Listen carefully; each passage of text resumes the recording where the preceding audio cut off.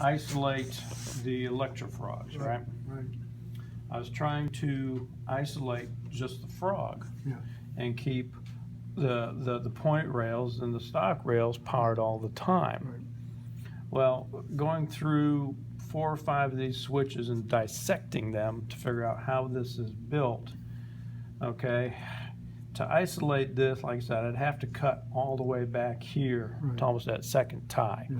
in order to get separation. Right. Well, then that leaves just that little section there to try and power, and then let these be powered up by the rest. Right. Okay, that just wasn't working out because it's making everything too unstable up here.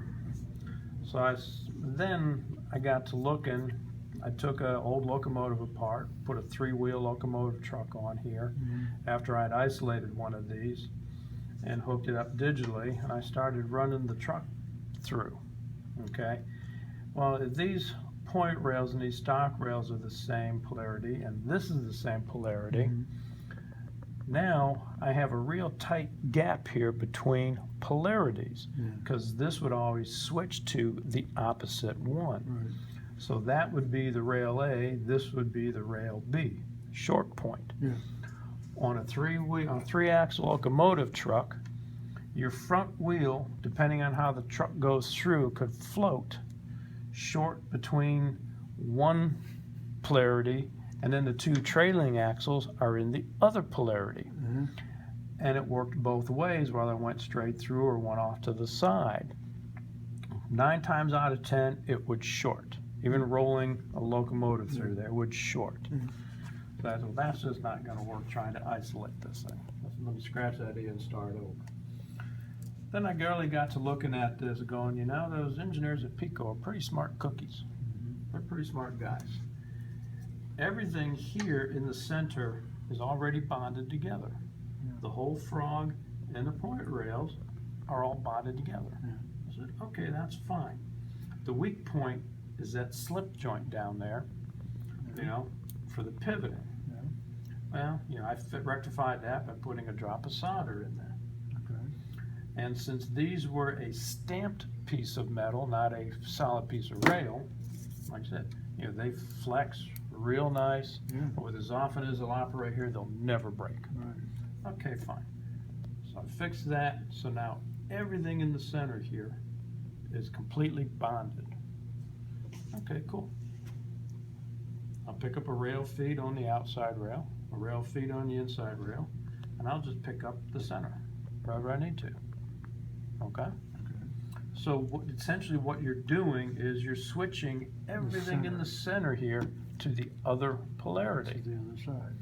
And rolling a 6-wheel truck through here, providing your wheels are gauged correctly or just a squeak on the fat side but still fit in the grooves, your whole truck will never float far enough over to short between this polarity and the opposite polarity.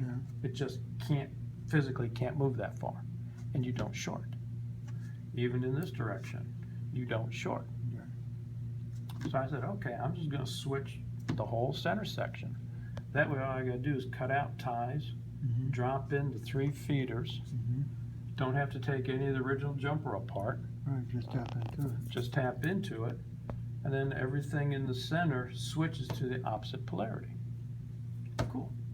Okay, theory still. Let's put how the auxiliary contacts worked within the switch motor. The switch motor action is actually not slow motion. I didn't know if these contacts were also slow motion or if they were a fast snap action. Luckily, everything here, the motor and the point, the contacts, all work in slow motion. So the contact actually break before make, which is perfect. Because now, when you switch this over, okay, switch is open, switch is closed. You got the light. I had this hooked up to my booster at home. Had digital running through here. Going through the aux contacts now, like I said, this whole center section is this polarity. When you switch it over, the whole center section switches over to this polarity. And because the contacts work in slow motion, the two polarities never come in Never. contact with each other until you're at full stroke. Okay. So switching the entire center section, or leaving it powered to the other polarity, works perfect. Never gonna short out. We're never gonna short out. Cool. Never. I ran a locomotive through here back and forth, back and forth, back and forth, you know, digital. Yeah. And it never, regardless of how the trucks were floating, it never shorted out. Never. Because, like I said, and I had to re-gauge some of the wheels on my locomotive, so like I said, where they fit in the little indents on the gauge, they were just a little bit tight, which is normal, so I adjusted mine so it was just a little bit fat, but still fit within the grooves. And that seemed to work better to where the three wheels over here can never touch this rail Right. as long as you're gauged properly. Because that rail is this polarity over here. Because the whole center section is this polarity. Right, okay. All right, well, you would think there'd be enough gap there. There, yeah, there is. Yeah, there's enough gap there that as long as your three wheels are here, the other three can't, there's Can't enough move gap, over. they can't move over far enough to short it. Cool. All right. And it worked. You know, it worked. So you just do your standard double gap here, but at least now everything from this point back to the points is all 100% powered all the time. No relying on point contact.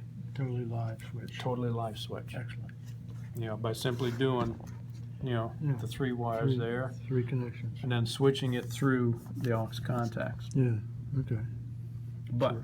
in order to do this, Yeah, it takes all of that. Each switch will have a 14 position. I just didn't have a 14 in one piece, Yeah. but it'll take a 14 position terminal strip to pick up your DC to run the motor, because you can't run it on AC, yeah, right. and then pick up your AC. Part of it is AC to switch the point rails, and the other aux contact is DC to run your Oh. signaling. Because signaling can't run on AC either. And, you know, as long as the polarities are right, and like I said, I wired these with the red, Yeah. with the green, red, and You're- white. Yeah, you're soldering to the cord. I'm soldering to the So, I card, mean, if yeah. we get the slip-on piece, Well, I thought about that too. it's just another, It's just another $8 expense. okay. Whereas if we solder on, you know, these are 12-inch whips. Okay, so if we just get the motors, and just We get the solder on motors wires. and solder the wires on in the correct configuration.